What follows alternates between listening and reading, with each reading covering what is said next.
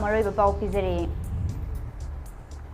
Pahalgram terror attack ki matangda khananaba parliament ki special session ama phamnaba PM na haijakre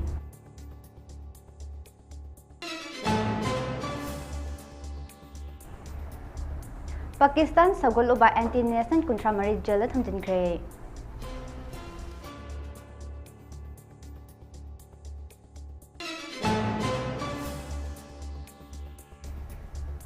Justice BR Gabai bu leibak asige yankhani tui shuba Chief Justice oina khankre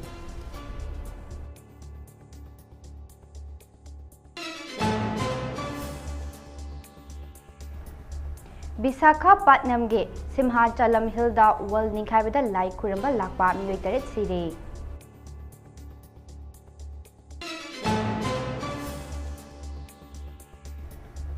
Amadi Union Cabinet na Silong Sister High Speed Corridor Highway Senggonaba ayaba pikre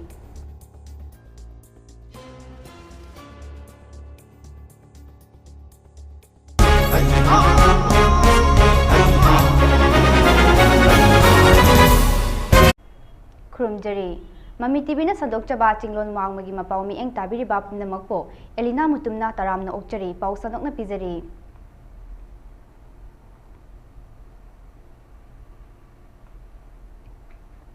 Union Cabinet ngase Silong Sister High Speed Corridor Highway Senggonaba lupa crore kunithoi ga chanipan ga humumari ayaba pikre hiram asigi matangda ngase Union Home Minister na Information and Broadcasting asni Vice Nona Lokthokre madudi lambi asna North East Region da chathok tasin tawbada yamna khodong chahallagani Prime Minister Narendra Modi na chair logduna ngase Cabinet Committee on Economic Affairs ki mifam pangthokhe mifam aduda Silongdagi Assamgi Silchar Town Yona High Speed Corridor Highway asi semjinaba lupa crore kunithoi ga chanipan ga humari kaithanaba ayaba pikre haide lambi asna North East ki oina connectivity amadi economy phagat halgani masina Meghalaya da tourist sector da yamna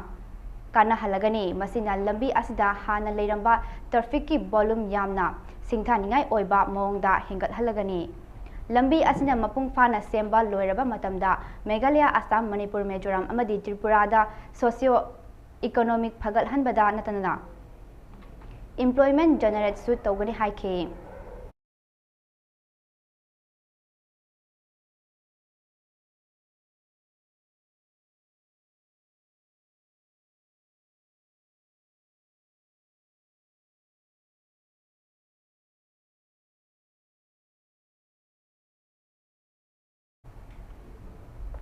India da leiragas Pakistan sagoluba wangangluba amadi India gi mayokta post sagaluba anti-nation oiba miyoi taret Assam police na phagat khibaga loinana hauzik fawbada anti-nation oiba miyoi kuntra mari jela thamjinkre haina Assam gi CM Hemanta Biswa Sharma na phongdokre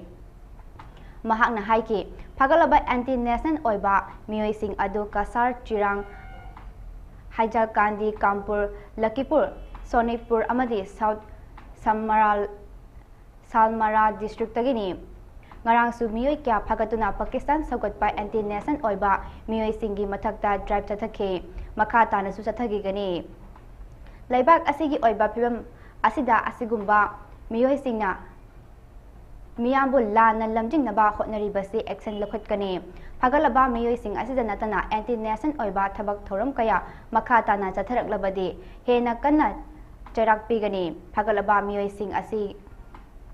asigi manungda Assam da opposition oriba Congress ki MLA Amunal Aslam yauri haide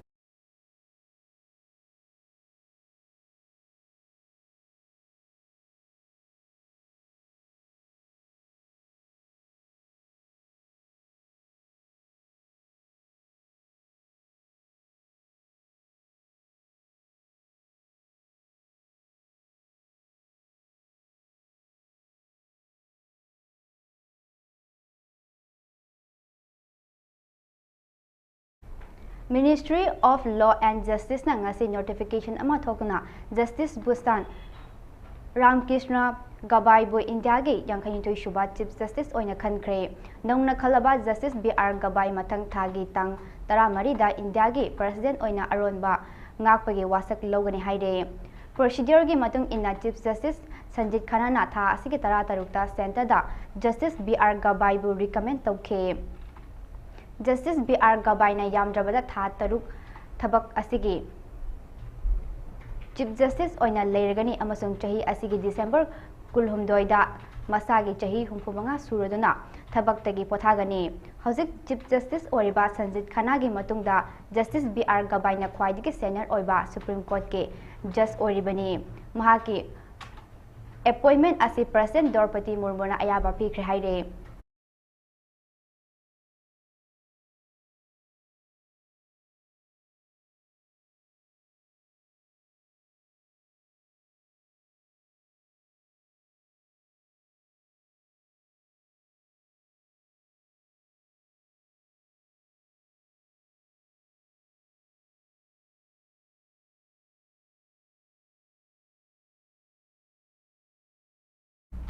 Congress President Malik Arjun Kharge amadi Lok Sabha da opposition leader oriba Rahul Gandhi na Prime Minister Narendra Modi da ayi bacherol thaduna Pahalgam terror attack ki matangda khananainaba amadi apunbagi oiba solution launabagi dama Parliament ki special session ama kaubiyu haina taksinkhre.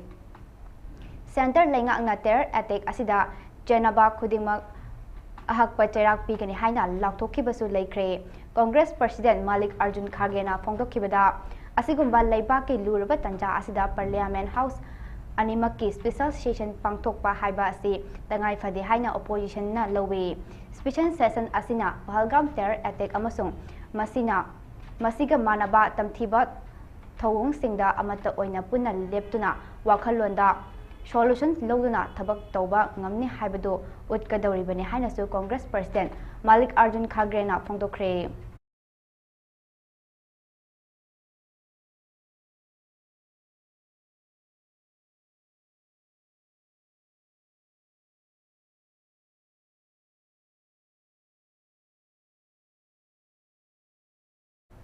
India government na India gi airspace da Pakistan gi airline paiba thingnaba khangankre. Khongthang asi Pakistan da base tawba terrorist singna Jammu and Kashmir gi Pahalgam da terror attack chasaduna miyoi kuntaruk hatkhaba matung Islamabad na Indian Airlines sing Pakistan gi airspace da paiba thingkiba asigi pakum oina New Delhi na lakholakpa khongthang amani haire. India government ke anauba khongthang asina Pakistan Airlines sing tangai phadana South Asia country sing da paiba matamda China natraga Sri Lanka gi airspace da paiba tabani haina pawi source amana phongdorakle. Adubo Pahalgam attack tawkhaba matungda India na attack chatharakpa yai khanbadagi Pakistan gi airlines sing mangjongna India gi airspace sing da paiba lepa haukrabani.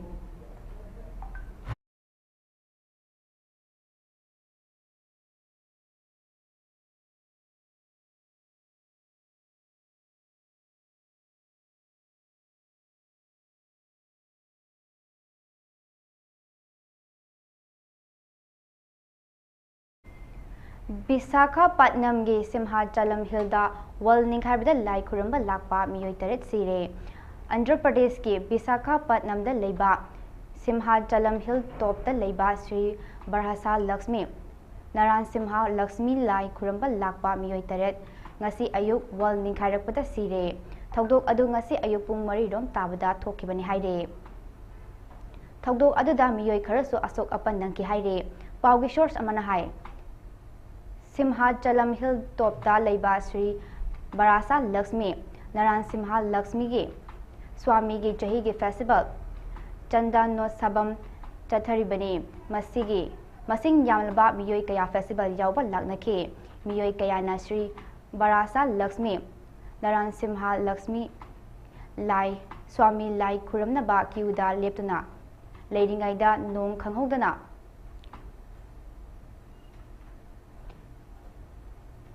Adugi wal ninghairaki maduda nupi ahum yauna miyoi taret kudakta sikhi aduga kaya amana soki thogdok adu mafam aduda nong kanna chuba amade nungsit kanna setpa aduna maram oiraga oibani haire nong kanna churingaida miyoi chahum rom lai khuramnaba kiuda leiri haire thogdok aduda sikhraba miyoi amamda es gracia oina lupa lak ani aduga asokpa singdana lising yang kai pigani haina Prime Minister na lauthokre haide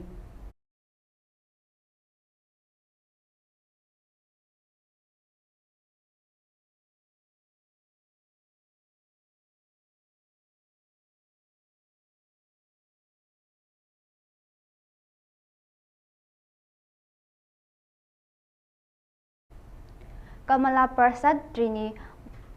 Dabat Tabako gi amuk hanna Prime Minister gi Fampurgani Haukiba April 19 da pangthokiba election da mahakna amuk hanna Prime Minister gi Mikhalda mahaki party na yamna chawna mai paktuna Prime Minister gi fam amuk hanna chahi tara gi matungda Kamala Prasad na Trini Dabat Tabako gi Prime Minister oirgani mahakna amuk hanna mai paktuna Trinidad Tobago gi Prime Minister oirakpa asida Prime Minister Narendra Modi na mahaki social media X account ta post tagalakpa amadi nungaibasu phongdokre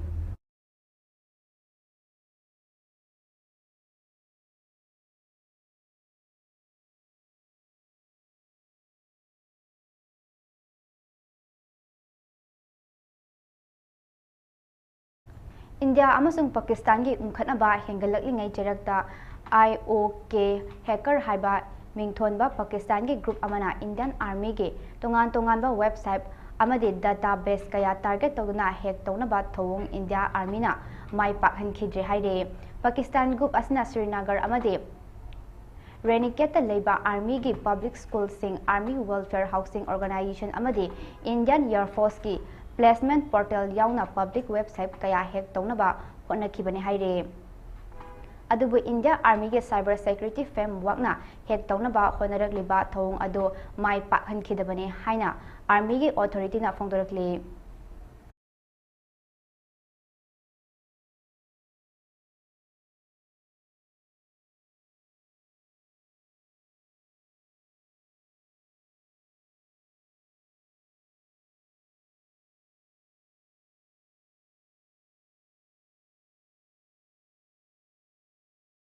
Russia na makhoi gi yamna sophisticated oraba is Jamri air defense missile system sing China da piba matamda yamna advanced oraba mathau khara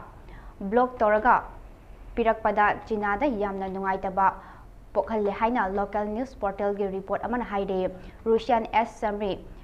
air defense system ase Prithvi da khwaidigi afaba system gi marakta amani haina longnare masi makhal kayage air target sing thugaiba ngamba system amani haina thajanare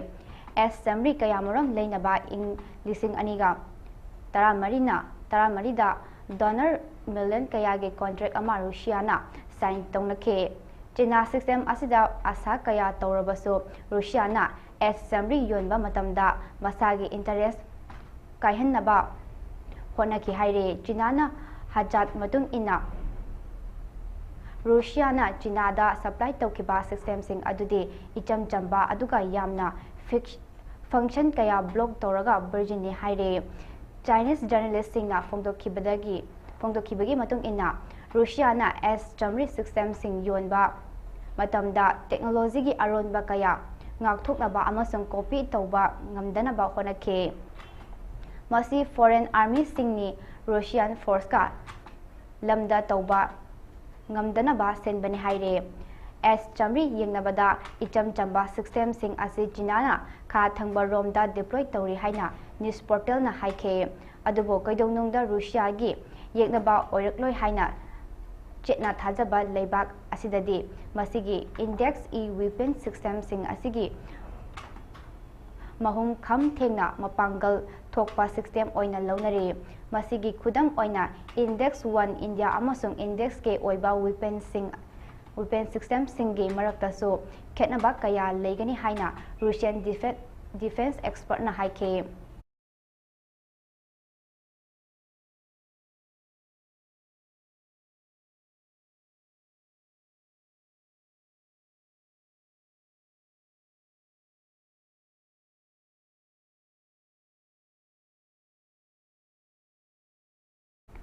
Aroibada maroiba pau amahna pizari Pahalgam terror attack ki matangda khananaba parliament ki special session ama ꯐꯝꯅꯕ ꯄꯤꯑꯦꯝꯅ ꯍꯥꯏꯖꯈ꯭ꯔꯦ꯫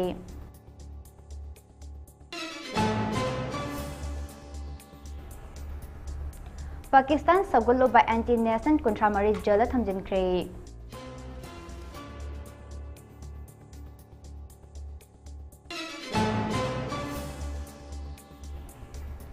Justice BR गबाइबु लेबाक असिगे 52 सुबा chief justice ओइना खनख्रे।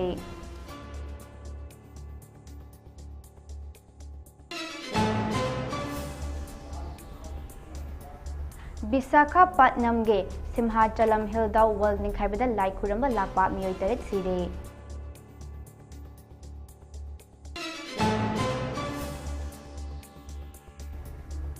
अमदी union cabinet ना Shillong Silchar high speed corridor highway सेमनबा अयाबा पीख्रे।